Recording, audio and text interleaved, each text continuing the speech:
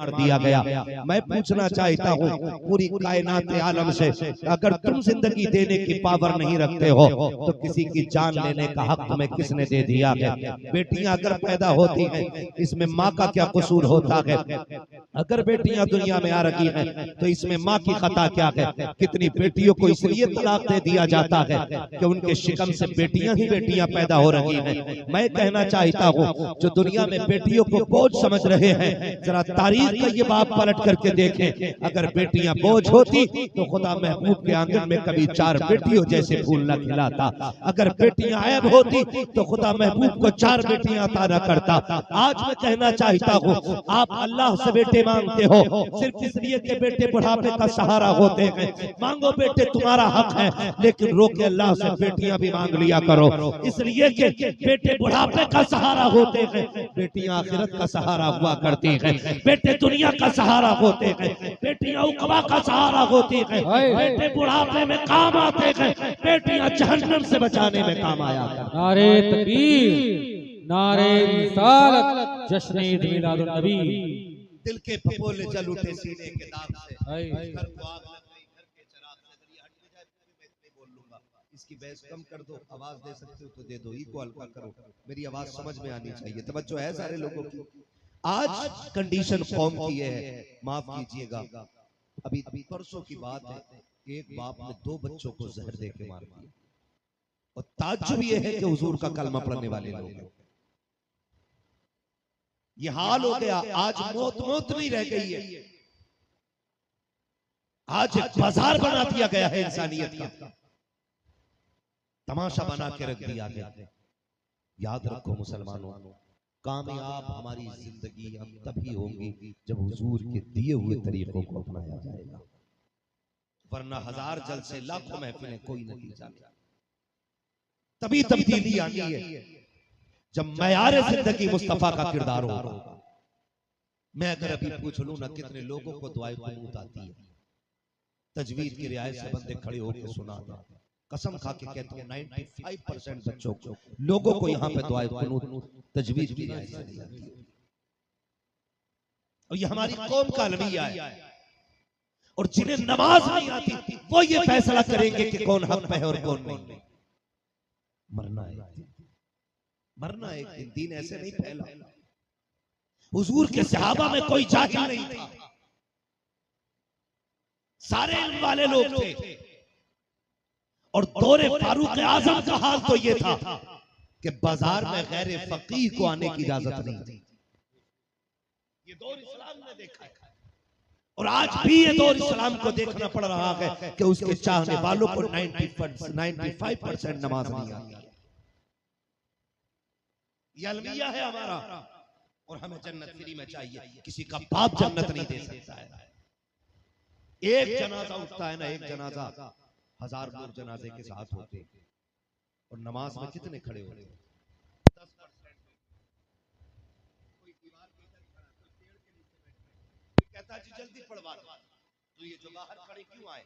कहीं ने जनाजे की नमाज नहीं आती। ये रोने का मकाम नहीं हमारे लिए। मुझे बताओ, सगा बेटा बाप के जनाजे में खड़ा नहीं होता है, इमाम इजाजत मांग रहे पढ़ाएं, तो बजाय इसके के सफ में से आवाज आती, कोने से बाहर से आवाज आती, पढ़ाई जाए। ये कौन इजाजत देने वाला? का बड़ा बेटा है, क्यों इजाजत दे रहा वहां से? नमाज में क्यों नहीं आया? 2 बातें होती हैं, एक तो ये कि कोई कहता है इसके कपड़े नमाज के नहीं है, या ये कहा जाता है इसे नमाज नहीं आती है। दोनों बातों पे सर अपना दीवार पे मारने का मकाम। अगर आपको नमाज नहीं आती है फिर टूट के मरने का गैरत मकाम है, और आप कहते हो आपके कपड़े खराब हैं तो फिर आपको बदरजे अदम टूट के मर जाना चाहिए। अगर आपके कपड़े खराब हैं तो आपको हक किसने दिया कि आप हमारे जनाजे के साथ चलें? कोई है पूछने वाला? मिट्टी देना ये असले ईमान समझ रखा है। खाली मिट्टी डालोगे चले जाओगे, ऐसे दिन नहीं फैला, ऐसे इस्लाम नहीं फैला। आज उलमा का कोई वकार नहीं है, क्योंकि ये सिर्फ इमाम है, ये सिर्फ मदरस है, ये 5000 लेकर के आपको मकतब में पढ़ाते, इसलिए इनकी वैल्यू नहीं। मैं समझता हूँ दुनिया वालों के सामने इनकी वैल्यू हो ना हो, मदीने वाले के सामने इनका बड़ा भाई और ये बात करने के बाद फरमाई, जब मेरा नबी मदीने तशरीफ लाया हिजरत करके, बड़े बड़े अमीर खड़े थे चौखट पे, रागों में पल के बिछाए खड़े थे, हुजूर मेरे मेहमान बने, हुजूर मेरे मेहमान बने, लेकिन महबूब ने अमीरों को वैल्यू नहीं दी। सुने और कान खोल के सुने, दौलत वालों को वैल्यू नहीं दी, वैल्यू दी तो अबू अय्यूब अंसारी को दी, जो इतना गरीब था कि जिसके पैर में जूतियां भी नहीं थी, चलने के लिए सवारी भी नहीं थी। अगर आपको अपनी दौलत की कसरत में नाज है तो बंद कर दीजिए तमाशे। याद रखें हुजूर ने इल्म वालों से किया, इल्म बैठे लोग गारंटी के साथ कहता हूं, मेरा गरेबान पकड़ के मेंबर से उतार दे अगर बात झूठ हो तो। सुफ़ा पे जो बैठते थे सहाबा, जिनको मुस्तफा तालीम देते थे, वो फाते भी करते थे, कई कई दिन तक उनको खाना नहीं मिलता था, लेकिन जब कभी मिलता था, मेरे नबी की भी अपनी हालत ये थी जाहिरी जिंदगी में कि 7-7 दिन तक हुजूर के घर में चूल्हा नहीं जलता था। मैंने यहां तक पढ़ा है कि एक महीना हो जाता था सरकार के घर में चूल्हा नहीं जलता था। ये कंडीशन भी रही है, लेकिन जब कभी मिलता तो सरकार सुफ़ा के सहाबा को बुलाते, वो कहते उनको भी बुलाओ, ये खाना उन्हें भी खिलाया जाए। और आज हम ये कहते हो हाफिज जी ज़कात वाले, हाफिज जी खैरात वाले, मर के दे पूरी जिंदगी ऐश में गुजार लो। एसी और एयर कंडीशन रूमों में हम लोग जिंदगी गुजार रहे हैं, लेकिन जानते हो जब मौत का वक्त आता है उस वक्त एक तमन्ना जागती है, मैंने बेटे को डॉक्टर बना लिया है, मैंने बेटे को इंजीनियर बना लिया है, काश एक बेटे को कुरान का कारी बनाया होता, एक बेटे को इल्म दीन दिया होता। बताओ सेठ साहब इसकी क्या जरूरत पड़ गई? कहा जब रूह निकलना शुरू हो रही है, पहले टखनों में अटकी है, फिर घुटनों में आके रुक गई है, फिर आके कमर पे आके रूह ने डेरा डाला है, लेकिन रूह जब कमर परवास कर गई है, कमर को पार करके सीने तक रूह आई है, अब सीने से ऊपर जाने का नाम नहीं ले रही है। मैंने उलमा को फरमाते सुना है कि जब रूह निकलने का नाम न ले उस वक्त उनके सामने कुरान की सूरतें तिलावत की जाए, अल्लाह आसानी से मौत नसीब फरमा देता है। उस वक्त एहसास होता है काश एक बेटा कुरान का कारी होता, एक बेटा दीन का आलिम होता, एक बेटा हाफिज कुरान होता। आज बेबसी की जिंदगी न जीते, आज बेबसी की मौत न मरते। ओ लोगों मान जाओ, अभी वक्त है, इससे पहले कि मौत का फरिश्ता आकर तुम्हारे गिरबान में हाथ डाले, उससे पहले जाग जाओ और बरेली वाले के फैजान को पैगाम पे अमल करो। उन्होंने कहा था आज ले उनकी पना, आज मदद मांग उनसे, कल न मानेंगे कयामत में। नारे तकबीर, नारे रिसालत, जश्न ईद मिलादुन नबी, नारे तकबीर, नारे रिसालत। वक्त मौत आने वाली, अब वक्त नहीं रह गया, अब वक्त नहीं है उछल कूद का। हमने 70 साल तक डांस किया है, कुछ नहीं किया 70 साल। यही वजह है आज एक कौम और एक कामयाब और एक बेहतरीन नस्ल को हम जन्म देने में फेल हो गए। आपने पैसा कमाया होगा, आपने शोहरतें कमाई हैं, लेकिन आप एक अच्छी नस्ल को जन्म देने में फेल हो गए। आप कहते हैं कैसे? एक बंदा बताओ जो खुदा की कसम अपना वक्त मोबाइल पे जाहिर नहीं कर रहा हो, एक बंदा बताओ, और एक ऐसा बंदा बता दो मुझे, एक बंदा ऐसा पूरे आप उतरोला शहर में ढूंढ के दिखा दो जो रात के 3 बजे तक कौम की फिक्र में जागा। एक बंदा नहीं दिखा सकते, क्योंकि हमने नस्लें बढ़ाई हैं, नस्लें बनाई नहीं है, बनाई नहीं है हमने। मैं अगर ये कह दूं मुझे देखकर जहन्नम को भी आ गया पसीना, तो शायद आधा मजमा खड़े होकर दाद दे दे। लेकिन अगर मैं खुद से पूछ लूं बता मर रब्बु का मां दीनू का, इसकी तैयारी में तेरी मेरी है कि नहीं? किसी के पास बदलो अपने आप को यार, एक अच्छे मुआशरे को तश्कील दी, एक संजीदा और महज़्ज़ब कौम बनिए। आज मेरी कौम का नौजवान अगर बाइक पे बैठता है ना तो 80 से नीचे उसकी सुई नहीं जाती, यूं कट मार के निकलता है, लोग देख के पहचान जाते हैं मुसलमानी। हमारी गाड़ियों की टंकियां फुल होती हैं और हमें मौत की फिक्र नहीं होती। सबसे ज्यादा बिना हेलमेट के जो कौम चलती है वो मुसलमानों की कौम है। सबसे ज्यादा जो रूल तोड़ के चलती है वो कौम मुस्लिम है। आपको लग रहा होगा ना मेरी बातें बुरी हैं, लेकिन नहीं। मैं आपको बताऊं, मैं नेपाल तकरीर करने के लिए गया, एक IAS ऑफिसर था, उसने आके मुझसे बात की और उसने कहा एक बात बताई, आज आपसे सवाल यह है कि बॉर्डर पे जो नशे के साथ पकड़े जाते हैं वो सिर्फ मुसलमान ही क्यों होते हैं।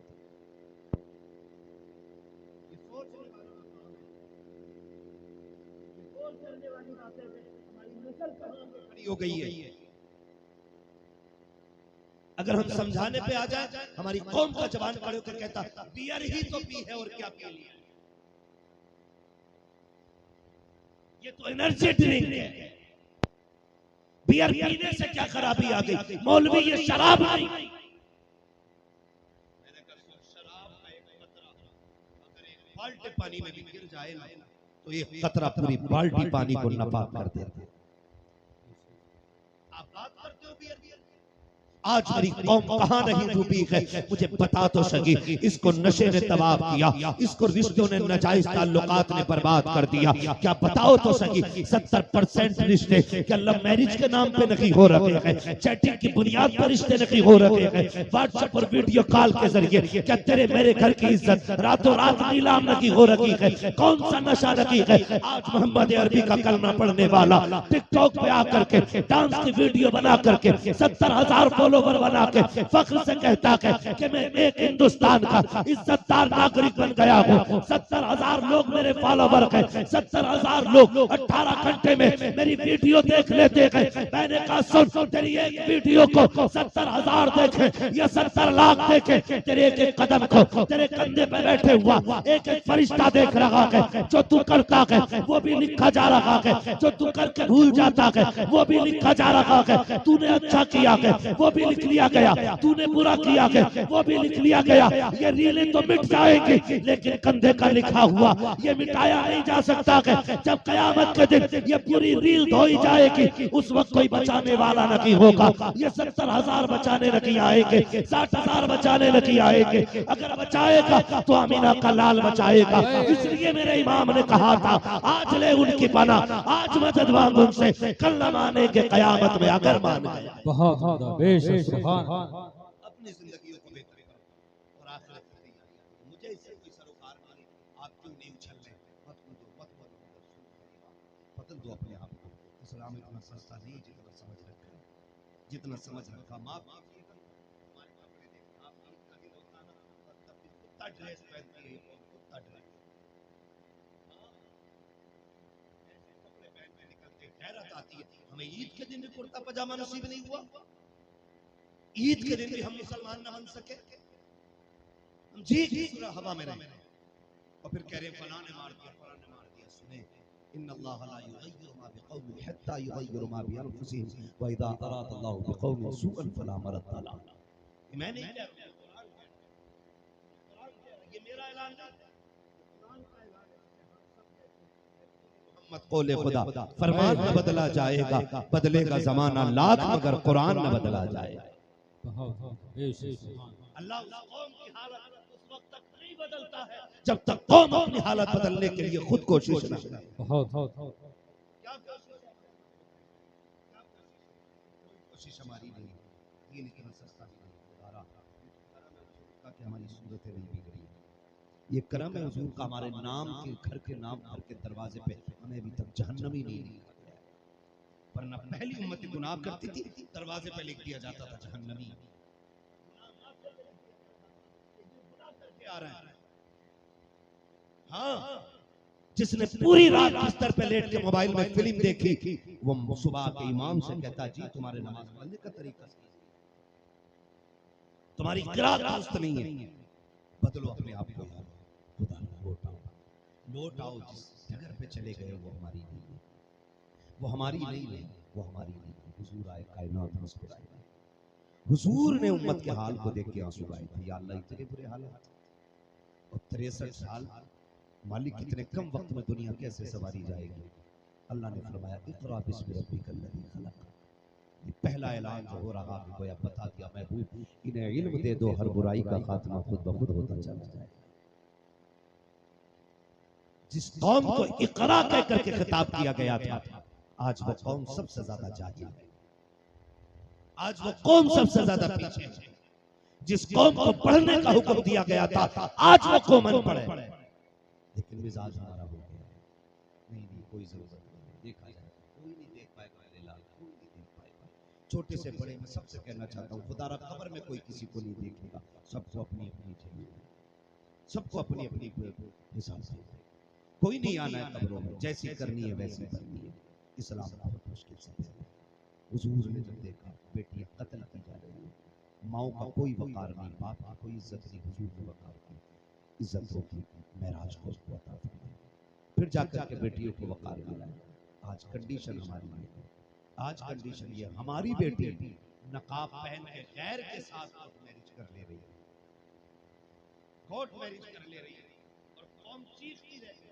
मैं तो हैरत में पड़ गया ना, एक बाप पगड़ी लेके खड़ा हो बेटी से कह रहा, बेटी घर लौट चल, मेरी इज्जत का लिहाज कर, मैं तेरे पैरों पे पगड़ी रख रहा हूं। बेटी ने कहा मैं कौन हूं, मैं तुम्हें जानती थी।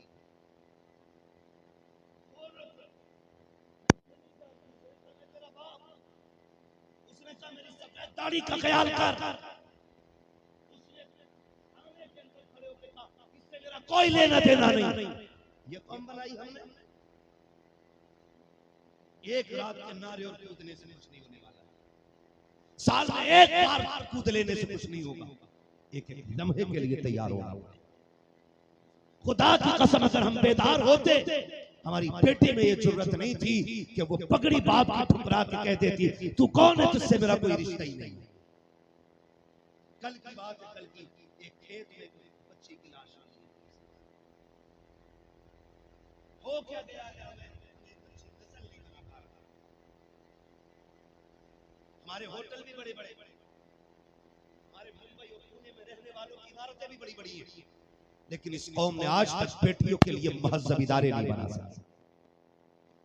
ये सोचने वाली बात है, सोचने और रोने वाली बात है। वो बेटी के जुमले थे, का तू कौन है, मेरा तुझसे रिश्ता ही कोई नहीं।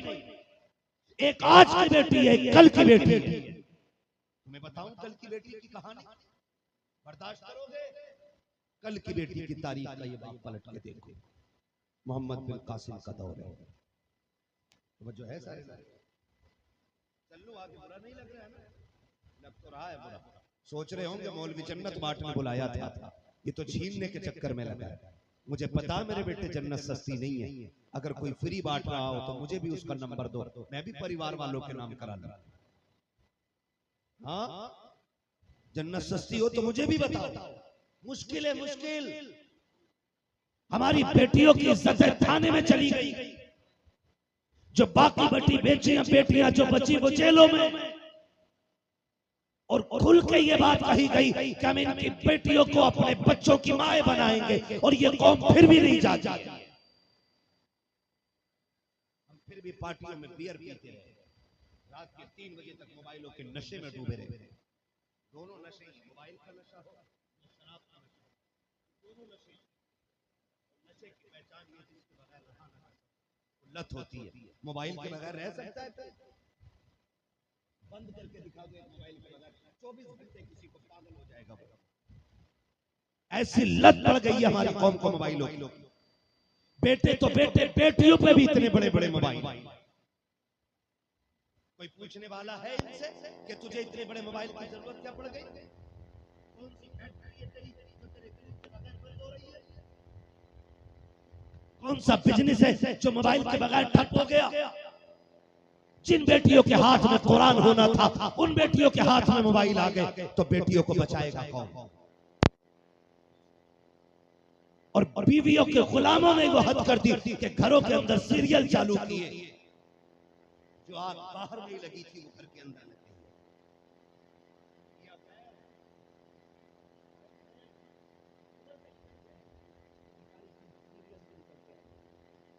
हमारी कौम में इसका तसव्वुर भी नहीं था। अभी 20 साल पहले पलट के देख लो तो इस रिश्ते का कोई हिंदुस्तान में वैल्यू और मकाम ही नहीं था। आज हर घर के अंदर ये रिश्ता दाखिल हो चुका है, और बाप इस रिश्ते को बड़ी इज्जत से तस्लीम कर रहा है। कौन है? बेटी का फ्रेंड आया, बेटी का दोस्त आया, मैं बाप शोहर भाई सबको बेगैरत मानता हूं जो इन रिश्तों को घर के अंदर एंट्री देते हैं। बेगैरत ऐसो को इस्लाम ने तय्यूस कहा है। ये मैं नहीं कह रहा हूं, ये इस्लाम कह रहा है। तय्यूस है वो जो बहन बेटी की इज्जत व आबरू की रखवाली नहीं। आज हम कहां खड़े, कहां हो गई हमारी बेटी?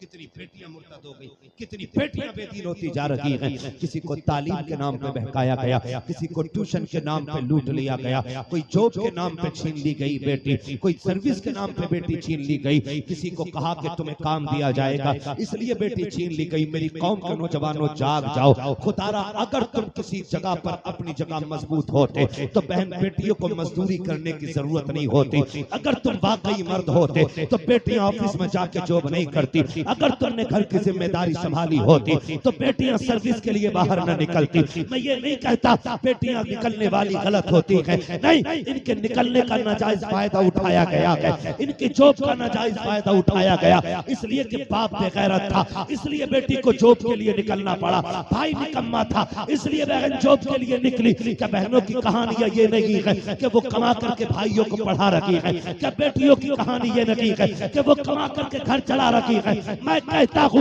अगर मर्द मर्द बन जाए तो कभी बेटियां बाजार में नहीं निकलेंगी, और जब बेटियां घर के अंदर रहेंगी, किसी की माँ ने दूध नहीं पिलाया, हमारी बेटियों को नजर उठा के देख सके, हाथ लगा सके। अल्लाह ने हमें वो गयूर आंखें दी है, हम सर कटा सकते हैं लेकिन बेटियों के ऊपर उठने वाले हाथ को सलामत नहीं रहने दे सकते। सुभान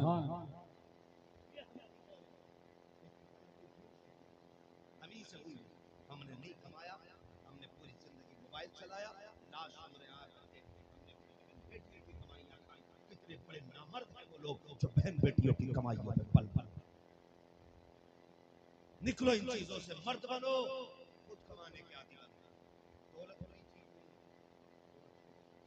नहीं, कब कब जब दौलत दौलत उस्मानी हो। दौलत बहुत बुरी है जब दौलत कानूनी हो। अमीर बनो, उन नौजवानों से कहता हूं बंद करो ये गेम, बंद करो सीरियल देखना। 3 घंटे देख के तुझे क्या मिला? तेरा नुकसान हुआ है। अगर वही 3 घंटे तुम अपने किसी काम में लगा लो और उससे 500 रुपए भी कमा लो तो हलाल के पैसों से जो नस्ल पलती है ना, वो सिर्फ पलती नहीं है, नस्ल बनती भी है, नस्ल संवरती भी है। आप पूरी जिंदगी 22 साल तक गेम खेलते हैं, 22 साल के बाद तुम्हें घर आके कोई हाथ अजीब तमाशा बना रखा। मुसलमानों को नौकरी नहीं मिल रही, नौकरी नहीं मिल रही, मिले कहां से? 18 साल तक गेम खेले,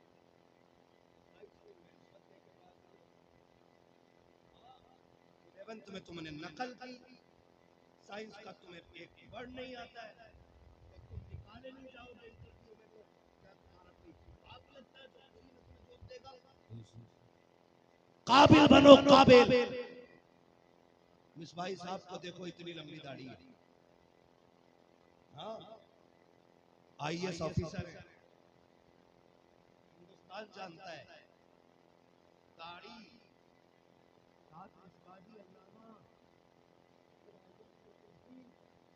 कोई रोक सका? क्यों? क्योंकि उस बंदे के अंदर काबिलियत थी, अपना हक लेने का दम था, इसलिए उसने अपनी कुर्सी हासिल की है। आप अपने निकम्मेपन पर कब तक भेदभाव का पर्दा डालते रहोगे?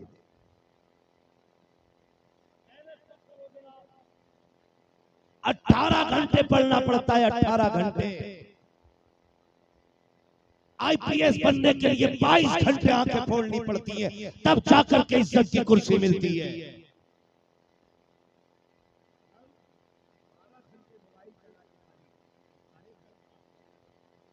निकलो इन चीजों से। ऐसी निकम्मी नस्लें बहन बेटियों की कमाई नहीं खाएंगी तो क्या करेंगे?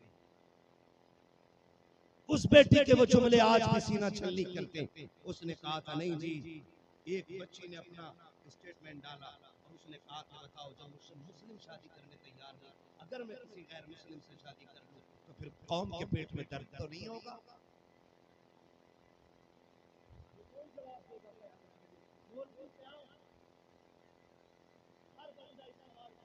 होगा कयामत में कि एक बेटी गुर्बत की वजह से बैठी रह गई और जब किसी ने नहीं अपनाया पेट पालने के लिए बगैर के बिस्तर पे जाके लेट गई। बताओ कहां जाकर के अपनी दौलत का हिसाब दो गया?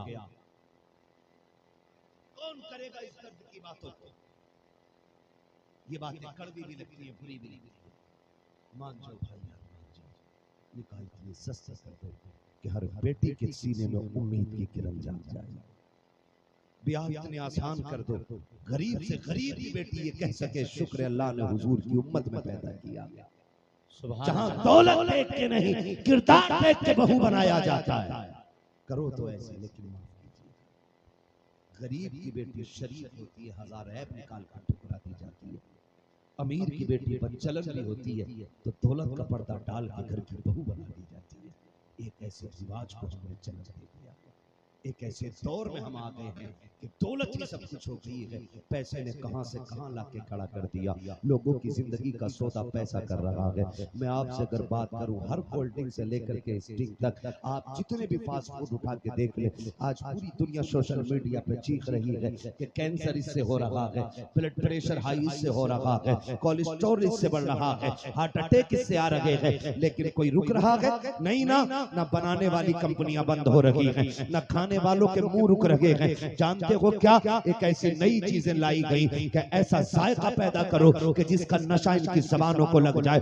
10,000 जायके अल्लाह ने एक जबान के अंदर पैदा किए हैं। 10,000 जायके अल्लाह ने जबान में रखे हैं। उन्होंने तलाश किए जायके, फास्ट फूड के अंदर डाले गए। फिर तुमने मौत को देखे बगैर मौत के सौदागर तुम बन गए। तुम पैसा खर्च करके तुमने उस मौत के सौदे को खरीदा, खाया, फिर बीमार बने, फिर उसी पैसे से तुम्हारी दवाइयां बनी, फिर वो दवाइयां तुम्हारे लिए जहर बन गई। एक पैसे के लिए इंसान इंसान का कातिल बन गया है। अमीर बनने के लिए स्टिंग बनाने वाले भी जानों का सौदा कर रहे हैं, कोल्ड ड्रिंक बनाने वाले भी जानों का सौदा कर रहे हैं, फास्ट फूड देने वाले भी जानों का सौदा कर रहे हैं। और बड़ी बात करने लगा हूं, अल्लाह करे हजम हो जाए। ये कल की बात है जो अहमदाबाद के अंदर फ्लाइट गिरी है, एक फ्लाइट क्रैश हुई है, उसके अंदर भी सिर्फ दुनिया का पैसा और लालच था जिसने सैकड़ों जानों को अचानक लम्हे के अंदर मौत की नींद सुला दिया। दुनिया इतनी मतलबी हो गई है कि अपने पैसे की खातिर जानों की फिक्र नहीं कर रही है। और मोहम्मद अरबी का कलमा पढ़ने वालों, तुमसे हाथ जोड़ के कहना चाहता हूँ, खुदा के वास्ते तुम तो इतने बदल जाओ, तुम तो निकलो इस दलदल से। पैसे को घर की दुल्हन न बनाना, दौलत को घर की दुल्हन न बनाना। अगर दुल्हन बनाना है, कनीज़े फातिमा को दुल्हन बनाओ, शरीफ बेटियों को दुल्हन बनाओ। खुदा की कसम, जब जमीन अच्छी होती है तो फसल अच्छी होती है, माए अच्छी होती है तो नस्ल अच्छी होती है। बेशक, सुभान अल्लाह, सुभान अल्लाह, सुभान अल्लाह। अपने घरों के अंदर अच्छी लड़कियों को लेकर ये जो आग लगी है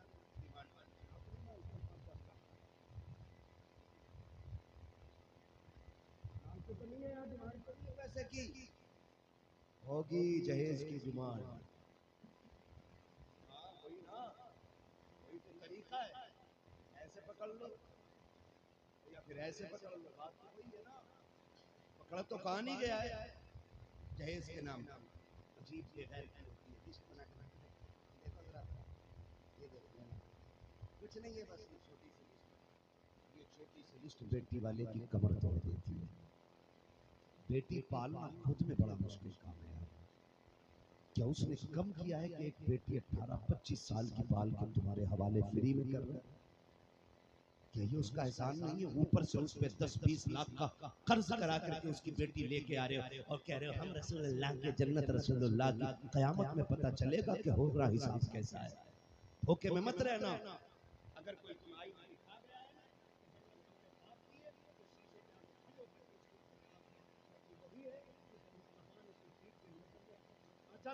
क्या तू वही है जिसे उमर की तरह सवारा गया था? क्या तू वही है जिसे उस्मान गनी बनाया गया था? क्या तू वही है जिसे मौला अली?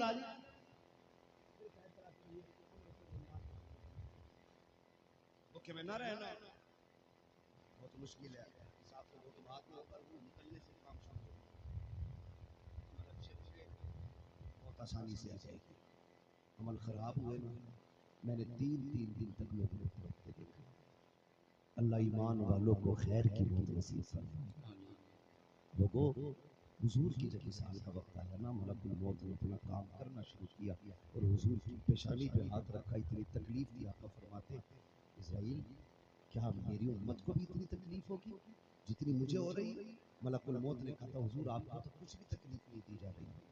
तो मेरे नबी की आंख में आंसू आए, फरमाया जितना दर्द होना इस मौत के वक्त का आज सारा मुझ पे डाल दो, ताकि क़यामत तक मेरी उम्मत को मौत का दर्द न महसूस हो। तो मलकुल मौत ने कहा था, महबूब रब ने वादा किया है, वादा है जो तेरा होगा ना, मौत के वक्त उसे मौत का एहसास नहीं किया जाए। भाई खैरियत नहीं, खैरियत नहीं, मान जाओ यार, मान जाओ, निकल आओ इन चीजों से, निकल आओ। एक बेटी वाला बेटी दे देता है, सब कुछ देती है उसे। बेटियां जो होती है जिगर का टुकड़ा होती है। आप कभी बताएं मुझे, जनाजे देखने वही बोले जरा, देखे जनाजे, इतना न डरो कहीं पुलिस पकड़ के न ले।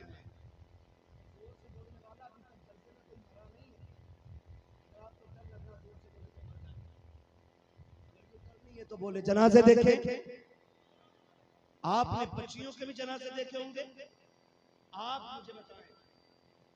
और फिर देखी है बेटी होती है ना, जब बेटी रुखसत होती है वो भी देखा है। आप दोनों को देखना, जब बेटी का जनाजा जाता है ना, तो बाप उस दर्द के साथ नहीं रोता जिस दर्द के साथ बेटी की डोली पे बाप रोया करता है। ये देख लेना, अल्लाह के रही बात आपके दिलों में उतर जाए। बेटी के जनाजे पे बाप जिस दर्द से बेटी के डोली पे बाप रोया करता है, क्यों जानते हो? मरने पे एक सब्र है बाप को कि मर गई, अल्लाह की तरफ से छोड़ दिया। अब ये मिट्टी के अंदर गई, अब कब्र कैसी बनेगी अल्लाह ही जानता है, उसमें मैं कुछ नहीं कर सकता हूं। लेकिन जब बेटियों की डोलियां उठती है ना, तो फिर बाप जनाजे से ज्यादा दर्द के साथ होता है। कभी सोचा ना बेटे वालों, ये इस दर्द से क्यों रो रहे जो कभी नहीं रोया, जो पूरी दोपहरी में बोझ कमर पर रख के न 3 मंजिल पे चढ़ाता रहा, लेकिन कभी रोया नहीं। जिसने लोगों की चौक में गालियां सुनी, एक आंसू नहीं आया। जिसने लोगों के धक्के खाए, रोया नहीं। जिसने लोगों की गालियां सुनी, कभी आंख में आंसू नहीं आया।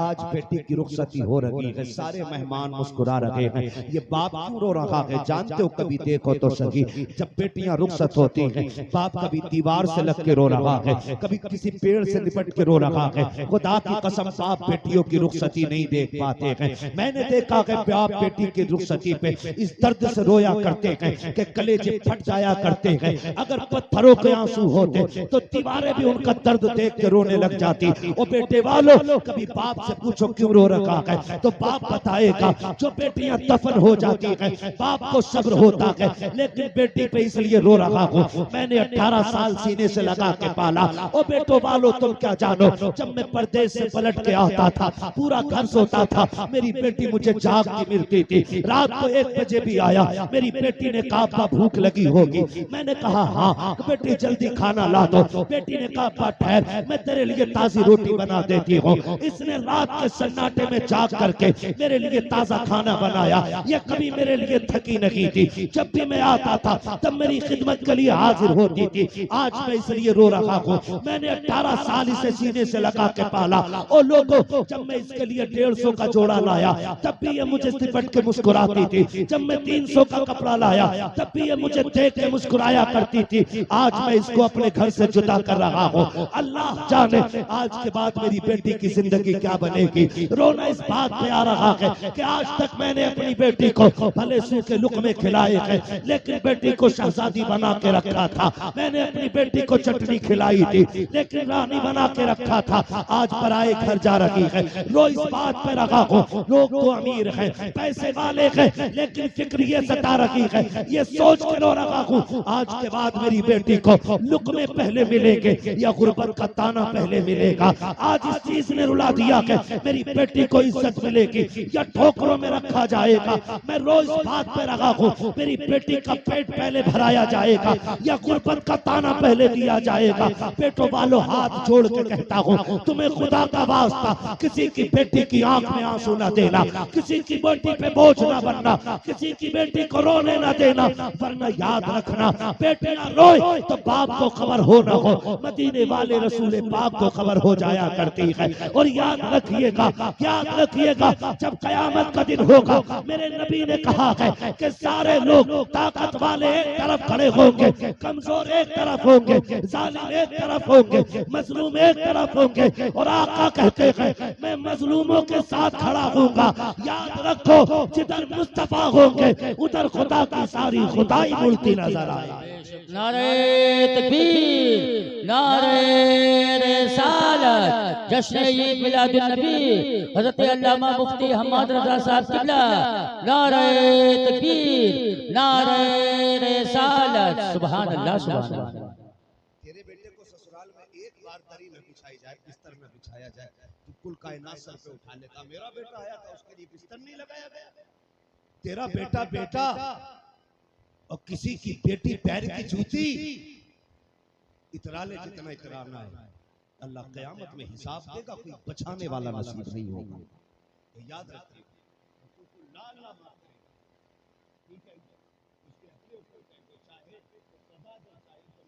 लेकिन उसका ऐलान हुकूकुल इबाद में माफ नहीं करूंगा जब तक हिसाब रत्ती रत्ती का बराबर। खुदारा ख्याल करना, बेटियां बड़ी नाजुक होती हैं और बहुत हसास होती हैं। इतनी हसास बेटियां होती हैं कि बाप का चेहरा पढ़ लेती है। बेटियां डिमांड ना करना जहेज की, क्या फर्क पड़ता है? कोई 50 लाख का जहेज दे दे, कब्र में साथ जाना है, बोलो जहेज जाएगा कब्र में साथ, गाड़ी तकिया कोई बना जाएगा कब्र में साथ, बोलो नहीं जाएगा ना। अल्लाह तौफीक दे, अपनी मेहनत से कमाना और अपनी मेहनत से कमा करके किसी गरीब की बेटी को अपने घर में ठिकाना दे देना। तुझे मरने में देर लगेगी, रब तेरी कब्र को जन्नत का ठिकाना बना देगा। करेंगे इंशाअल्लाह, ऐसा करेंगे इंशाअल्लाह, वादा करते हैं। इधर वाले लोग भी अंधेरे में बैठे, डंडी ना मारिएगा। करेंगे इंशाअल्लाह। जहेज की डिमांड नहीं करेंगे, चंदी लोग बोल रहे हैं। अल्लाह करे उतरोला के इन अमीरों को भी अक्ल सलीम मिल जाए, ठीक है ना। करेंगे डिमांड नहीं करें। करवट में देखो कौन हाथ नहीं उठा रहा, समझ लेना। डिमांड करेंगे जहेज की, निकाह आसान करेंगे, बोलो इंशाअल्लाह। बेटियां बड़ी नरम होती हैं, बड़ी नाजुक बेटियां होती हैं और बेटियों का प्यार भी बड़ा अनोखा होता है, बड़ा अजीब प्यार बेटियों का होता है। अगर मैं बात करूं बड़ा वक्त लगेगा। बेटियां इतनी अहम होती हैं और इतनी नाजुक होती हैं बेटियां कि उनके लिए करोड़ों का तोहफा ना हो तो बातों का तोहफा लोगों के करोड़ों पे भारी पड़ जाता है। दो बातों का, उम्मुल मोमिनीन सैयदा खदीजतुल कुबरा रज़ियल्लाहु ताला अन्हा, जो सैयदों की नानी खदीजतुल कुबरा रज़ियल्लाहु ताला, जब आपके विशाल का वक्त आया ना, उन्होंने हुजूर को बुलाया और फरमाने लगी, सरकार से अर्ज कर दिया, रसूल अल्लाह मेरी थोड़ी सी गुजारिश है। आका ने फरमाया क्या? उन्होंने अपने गले का हार निकाला, फरमाया ये मेरी ज़ैनब को दे देना। प्याला लिया, ये रुकैया को दे देना, संदूक उम्मे कुलसूम को दे देना। 3 बेटियों को आपने कहा, चौथी बेटी सैयदा कायनात रह गई। हुजूर फरमाते हैं खदीजा चौथी बेटी को दिया ही नहीं कि भूल गई है। इतना सुना ना, हजरत खदीजतुल कुबरा की आंख में आंसू आ गए। हुजूर फातिमा जैसी बेटी को कौन भूल सकता है? का फिर उनको कुछ नहीं दिया? का क्या मतलब? का तुमने एक बेटी को गले का हार दिया, दूसरी को प्याला दे दिया, तीसरी को संदूक दे दिया, चौथी बेटी को कुछ नहीं देना? रो के कहती महबूब चौथी बेटी को आप दे देना। कहते हैं हुजूर मैं क्या दूं? फरमाया मेरी फातिमा को कभी रोने नहीं देना। ये चौथी बेटी के लिए हजरत खदीजा ने कहा, वो क्यों? कहा मेरी बेटी सबसे छोटी है और बच्चे बड़े नाजुक होते हैं, हुजूर मेरी बेटी को कभी रोने ना देना। फिर मेरे नबी ने पूरी जिंदगी खातून जन्नत की ऐसी परवरिश की कि कभी रोने नहीं दिया था, कभी रोने नहीं दिया था। रुखसती के वक्त भी मेरे नबी ने कहा था, फातिमा फातिमा, दरवाजे पे अकील आ गया है, खबर आ गई, अली ने बुलाया है, रुखसती का वक्त है, बेटी जल्दी कर। कब रोटी बना दूं? कहा नहीं, जल्दी उठो, ऐसे ही आ जाओ। बेटी ने हाथ भी नहीं धोए आ गई। अब ऐसी भी क्या जल्दी? कहा ये इसलिए कर रहा हूँ ताकि तेरी रोटी की दलील को, रोटी बनाने की ताखीर को दलील बना के लोग बेटियों को रुखसत करने में ताखीर न कर दे, इसलिए फातिमा मैं तुझे हाथ धोने की भी मोहलत नहीं दे रहा हूँ। ये मेरे नबी ने अमल करके दिखाया। और बेटी रुखसत होने लगी, सुने जरा गौर से, बेटियां क्या होती है। रुखसत होने लगी, फरमाया उम्मे सलमा जाओ घर से कोई चादर ले आओ। अंदर उम्मे सलमा गई, कोई चादर तलाश की, नई चादर नहीं मिली, आके खड़ी हो गई। महबूब कहते नहीं मिली चादर? का हुजूर घर में कोई नई चादर नहीं है। का फिर पुरानी लेके आ जाओ। हुजूर पुरानी तो ये है, सरकार ने खोला ना तो 17 पैबंद लगे थे। हुजूर गिनते जा रहे हैं, रोते जा रहे हैं, गिनते जा रहे हैं, रोते जा रहे हैं। लाओ कोई बेटी सैयदा कायनात जैसी हो तो दूल्हा लाओ मौलाए कायनात जैसा कोई हो, ला के दिखाओ जिस घर में अली दूल्हा बन के आया हो वो घराना कितना बड़ा घराना है, ला के दिखाओ ऐसा घराना। मेरे नबी गिनते जा रहे हैं, 17 पैबंदों वाली चादर सरकार ने हाथ में ली, फरमाया फातिमा सर आगे कर, यहाँ 17 पैबंदों वाली चादर ले ले, वादा करता हूँ कयामत में जन्नत की सरदारी वाली चादर अता करूंगा। बेशक, सुभान अल्लाह, सुभान अल्लाह, सुभान अल्लाह। बेटियों से भी जाके कह देना मेरी बेटी कभी बाप से उसके औकात से बड़ा सवाल न करना। किसी अमीर की बेटी का जहेज देख के बाप को मजबूर न करना कि वो गुर्दे बेच करके तेरा शौक पूरा करे। मत करना बेटियों बाप से डिमांड, उसकी मेहनत देख करके आपको डिमांड करनी है। वो किसान है, मजदूर है, अगर लगता है गरीब है ना तो कह दे बस अब तू हाथ उठा के दुआ दे दे, ये सबसे बड़ा जहेज हो जाएगा, ये सबसे बड़ा जहेज हो जाएगा, ये सबसे बड़ा जहेज हो जाएगा। कहते बाप से इतना मेरी बेटी, मेरी बहन जब दुल्हन बने अब्बा कहे बेटी कोई कमी तो नहीं रह गई, बस इतना कह देना तेरी दुआओं की कमी रह गई है। जब भी मेरी याद आ जाए ना हाथ उठा दिया करना। जिन बेटियों के लिए दुआएं देने वाले बाप होते हैं ना वो दुनिया में भी रानियां होती हैं, आखिरत में भी शहजादियां बना करती हैं। तो बेटियों से मेरी इतनी गुजारिश है कि बाप से कभी डिमांड न करना, बेटों से इतनी गुजारिश है किसी बाप को मजबूर न करना। बेटियां बड़ी हसास होती हैं। हुजूर ने बेटी को रुखसत किया, बेटी को रुखसत करने की बारी आई ना तो हजरत उम्मे सलमा बाहर आई, या रसूल अल्लाह फातिमा चुप नहीं रही। सुन बेटी क्या होती है, अल्लाह के लिए हर एक को बेटी का एहसास हो जाए। आप बेटे वाले ना तो अल्लाह के लिए बेटी का दर्द भी सीने में आए। या रसूल अल्लाह फातिमा चुप नहीं रही है, बार बार रो रही है। हुजूर फरमाते अंदर आए, फातिमा क्यों रो रही हो? अल्लाह अकबर, इतना सुना बाप के सीने पे सर रखा खातून जन्नत में रो के कहती है आज अम्मी खदीजा की बड़ी याद आ रही है। हुजूर ने इतना सुना रो दिए, फरमाने लगे फातिमा खदीजा कहाँ से लाऊं? वो याद है मुझे जब बहुत छोटी थी तुम तुम्हारा हाथ मेरे हाथ में दे के कहा था मेरी बेटी को रोने न देना। फातिमा मैंने पूरी जिंदगी तुम्हें माँ का प्यार भी दिया है, बाप का प्यार भी दिया है, आज खदीजा कहाँ से लाऊं? अल्लाह अकबर, तारीख गवाह है। हुजूर ने बेटी को तसल्ली दी, फरमाया आज सारी दुआएं मेरी लेके चली जा। हुजूर ने बेटी को दुआ दी और सुने जब बेटी इस इज्जत से घर से निकली ना 17 पैबंद वाली चादर थी और अली दूल्हा है, खुदा की कसम उनके घर में अल्लाह ने हसन हुसैन को जन्म अता फरमाया। बेशक, सुभान अल्लाह। उसी घराने के अंदर ज़ैनब आई है। कौन ज़ैनब? अगर तारीख का ये बाप पलटो ऐसी बेटी नहीं मिलती है। ज़ैनब वो है कि जिसने सबसे कम उम्र में सबसे पहले कुरान हिफ्ज़ किया। सुभान अल्लाह, सुभान अल्लाह। 6 साल की उम्र में सैयदा ज़ैनब ने कुरान हिफ्ज़ कर लिया था। कूफे की सबसे पहली मुफस्सिरा मुहद्दिसा को सैयदा ज़ैनब कहा जाता है। लोग खड़े कहा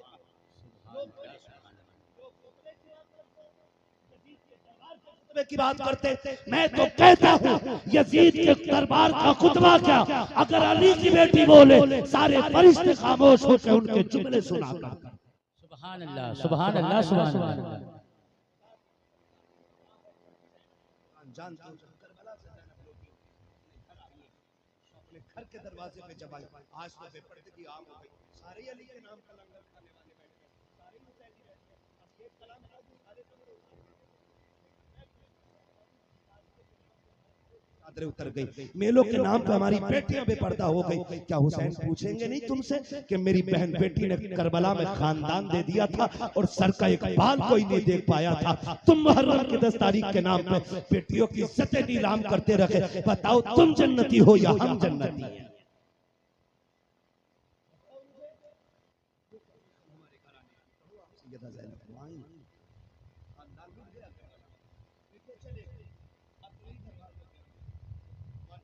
पर्दे पे बात करते हुए लिखा है, आप पर्दे में ऐसी मलबूस थी ना कि सर से लेकर पैर तक पर्दा था और अपने दरवाजे पे जब आई ना तो बेटे के ना होने की वजह से अंदर जाने की हिम्मत नहीं हुई।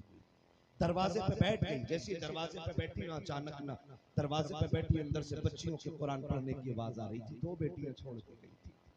अंदर से कुरान की आवाज आई। जैसी दरवाजे पे बैठी ना तो एक बहन ने कहा लगता दरवाजे पे कोई भिखारन आई है। अम्मी कह के गई थी कि जब कोई दरवाजे पे साइल आ जाए तो देर न करना। बड़ी बहन ने कहा जल्दी करिए पैसे लेके दिया। छोटी बहन दौड़ी पैसे किवाड़ खोला और मुट्ठी निकाल के दी। ले परदेसी भीख ले।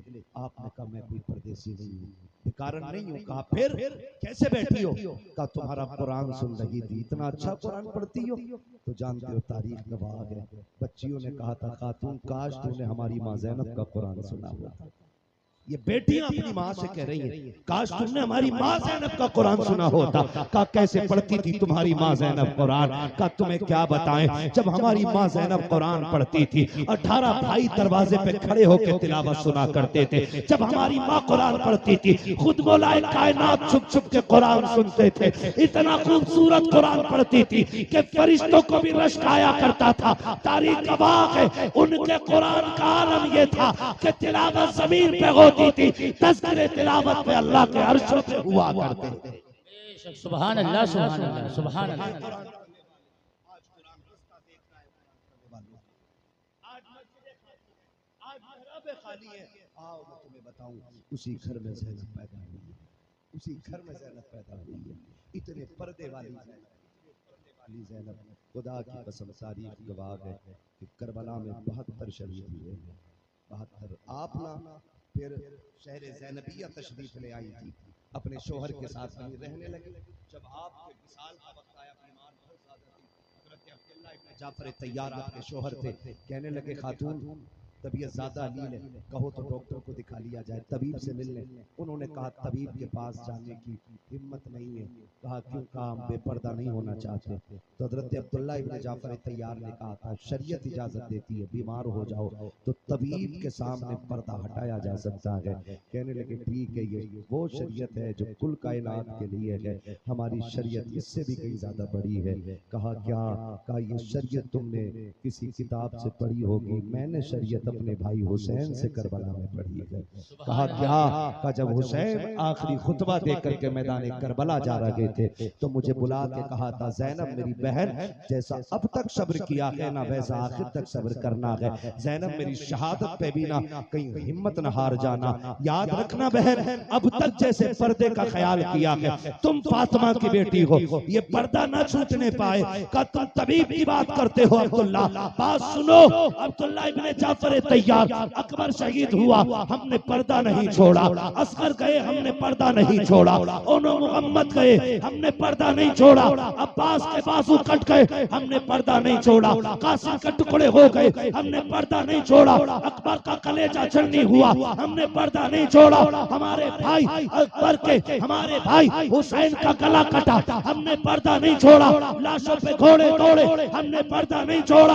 अगर हम 72 के लिए पर्दा नहीं छोड़ सकते अपने लिए पर्दा कैसे छोड़ेंगे? सुनो अब्दुल्ला, ये दुनिया को रुखसत है, वो डॉक्टर के लिए पर्दा खोल सकती है लेकिन हम फातिमा की बेटी है, हमारे लिए हक ये है जान तो दे सकते हैं लेकिन फातिमा का दिया हुआ पर्दा नहीं छोड़ा जा सकता।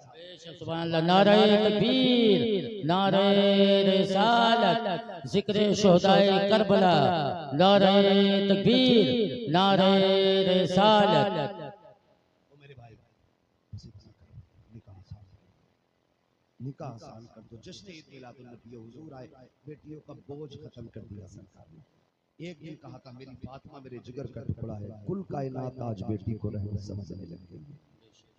ये इनकलाब हुजूर के आने से आया। अगर किसी के जहन में ये बात है बेटियां बोझ हैं, बहुएं बुरी हैं, तो जहन से निकाल दो। खुदारा बेटियों को इज्जत दो और बता दो हुजूर जिस मिशन को आपने आगाज किया था आज तक आपकी उम्मत उसे निभा रही है। करेंगे इंशाअल्लाह, करेंगे इंशाअल्लाह। और आखिरी बात बता के बात खत्म कर लूं, बेटियां कितना बड़ा तोहफा है, बहनें, बेटियां, भतीजी, ये इतना बड़ा तोहफा है। फरमाया गया अगर घर में बरकत ना हो और फाके होने लग गए हो, भूख का ना आलम हो, और फरमाया गया रिस्क घर में ना हो, तो फरमाया गया मुसल्ला बिछा दो, आगे बेटियों को बैठा लो। फरमाया फिर झोली फैलाओ, कहो मालिक इस बेटी का सदका अता फरमा दे। कहते अपने हाथ में बेटी का हाथ रख के दुआ मांगो। फरमाया गया हाथ नीचे बाद में आते हैं, अल्लाह आसमान से रिस्क पहले उतार देता है। इतनी बड़ी नेमत है। खुदारा बदलिए अपने आप को। बेटी बेटी होती है, चाहे अमीर की बेटी हो चाहे गरीब की बेटी हो। यही मिशन मेरे नबी ने मक्के से शुरू किया था, आज तक चला रहा है। हर मोमिन यह अहद करे हम बेटी को सताएंगे नहीं, बेटियों को रुलाएंगे नहीं। याद रखना कभी कभी बेटियों के कारनामे बेटों से बड़े हुआ जाया करते हैं। बड़ा वक्त होगा अगर मैं इस पे बात करूं, बस इतना समझ लें कि तूफान नूह लाने से आखिर क्या फायदा, एक कश्क ही बहुत है अगर कुछ असर करे। बस मेरे बोलने में जो गलती खामी हो गई हो, अल्लाह हुजूर के सदक़े में माफ़ फरमाए और मौला करीम अपने महबूब के सदक़े में हमें बहन बेटियों की इज्जत करने की तौफीक अता फरमाए। हमें एक अच्छी नस्ल बनाने की अल्लाह तौफीक अता फरमाए। हमारे नौजवानों को अल्लाह बेहतर रोजगार अता फरमाए। बस जो हुए गलत उनको माफ़ फरमाए रब्बे कायनात। जिंदगी ने दिया साथ, फिर होगी मुलाकात, चमन रहा फूल खिलेंगे, जिंदगी रही फिर मिलेंगे। मुसाफिर हैं हम भी, मुसाफिर हो तुम भी, किसी मोड़ पर फिर मुलाकात होगी। फकीरान आए सदा कर चले, सदा खुश रहो ये दुआ कर चले। ये जलसे नूर जिंदाबाद, अराकीन कमेटी आइंदाबाद, वमा अलैना इल्लल बलाग। अस्सलामु अलैकुम वरहमतुल्लाहि वबरकातुहू। सारे लोग पढ़ लीजिए ला इलाहा इल्लल्लाहु मुहम्मदुर रसूलुल्लाह, अस्तगफिरुल्लाह रब्बी मिन कुल्ली ज़ंबिन व अतूबु इलैह।